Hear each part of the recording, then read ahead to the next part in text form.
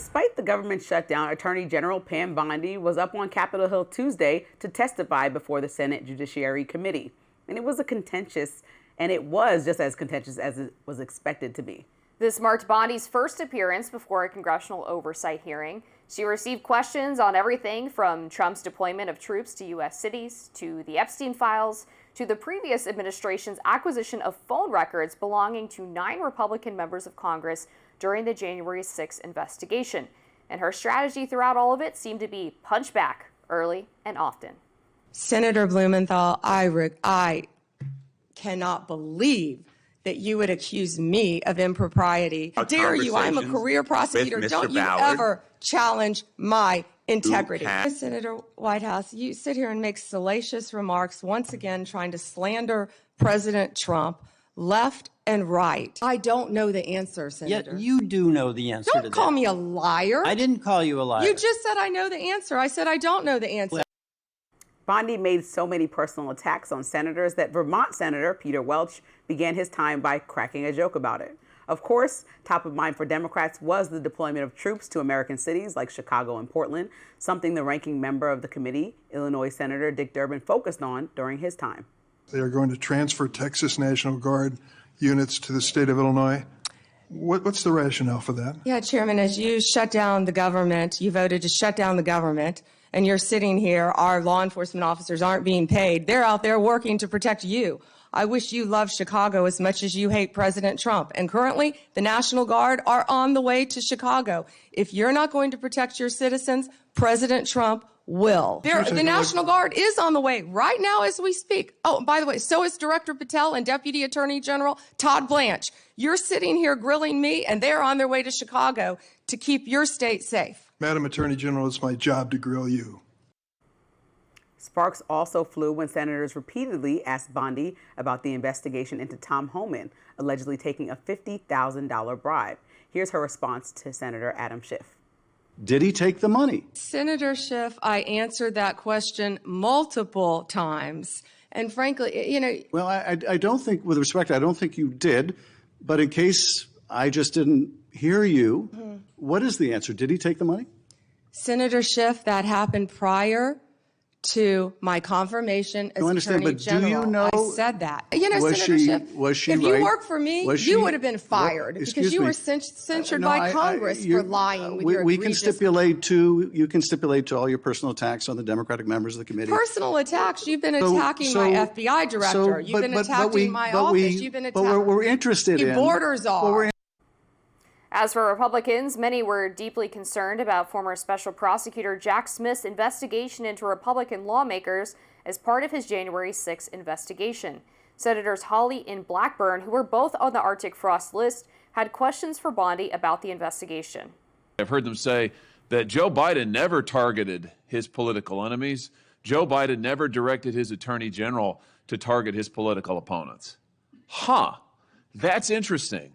Because I could have sworn that yesterday we learned that the FBI tapped my phone, tapped Lindsey Graham's phone, tapped Marsha Blackburn's phone, tapped 5 other phones of United States senators. Gee, it sure looks like targeting political opponents to me. You're going to do a thorough investigation into this, I trust. Is that correct? We will be looking at all aspects of this, and I have talked to Director Patel at length. Wow. Fiery. Yeah. So I think... First, I'm going to say this. She watched RFK's hearing at Capitol Hill. She probably watched Kash Patel and was like, oh, no, I'm ready for y'all. And she was ready, okay? No matter where you fall in the aisle, when a woman is in a hot seat like that and just throwing stuff back, I'm not going to lie.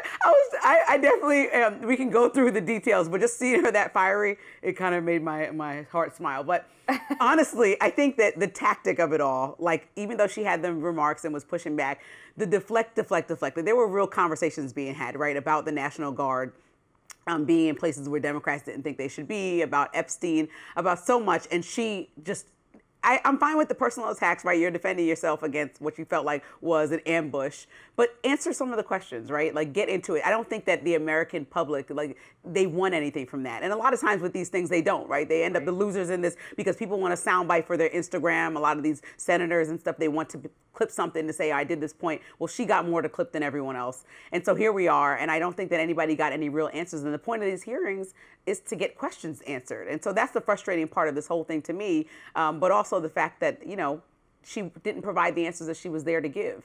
Yeah, so I think that's a good analysis, and pretty similar to what I was going to say, which is that these hearings, since they've been televised, have become opportunities for senators and the secretary or nominee or whoever it is to build their media reel, and ultimately on the congressional side to fundraise off of these questions that they ask the people sitting You took it one level higher than right? me. Well, didn't it's think about that true. part, I mean, yeah. like, think about, was it Kamala Harris, who made like T-shirts off of some of her Senate Judiciary Committee hearings, and they always send out fundraising emails after these happen. Like, I just grilled AG Bondi. Please support my I'm campaign. on your side.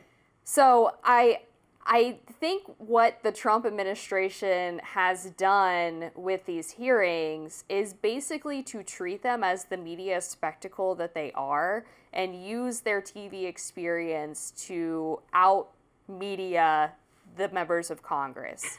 And obviously this is not useful for the American people who might actually want answers to some of those questions, but I do think it has to go both ways, right? And these things have become so unserious that even if I were going to speak to Congress, it'd be hard for me to take it seriously because it all just turns into like a partisan clamor.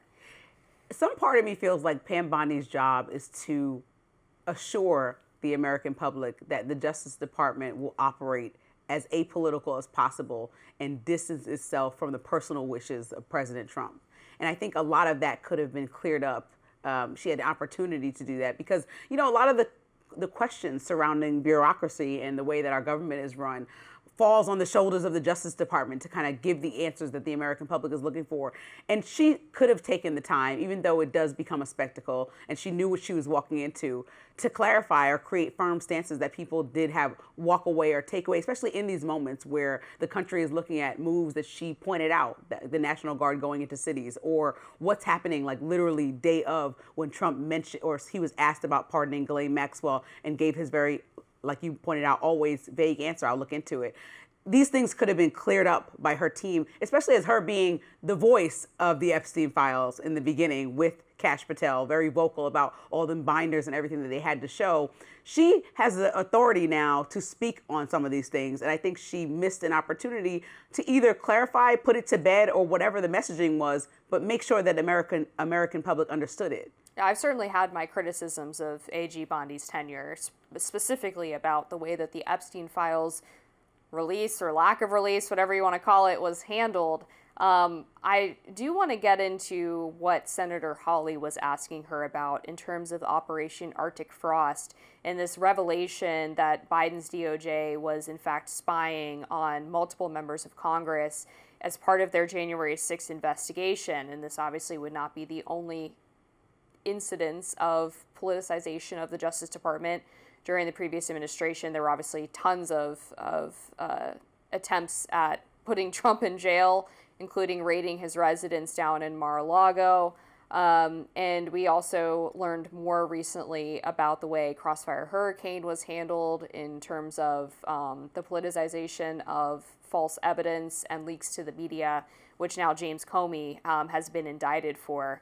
I just wanted to get your perspective on what Senator Hawley was asking Bondi to do in terms of a further investigation of those wiretaps. For sure. I think this is going to be a little bit of political ping pong because on the other perspective, there's there was a reason to look into it. There were criminal acts committed on January 6th. What led up to that? What conversations and who knew things and what dialogue were they having to say that you were completely absolved of this? And I think when the country was in an unprecedented moment like that and cleared by an apolitical judge to say, go ahead and, you can move forward with this investigation, that's something that we have to take into consideration as well.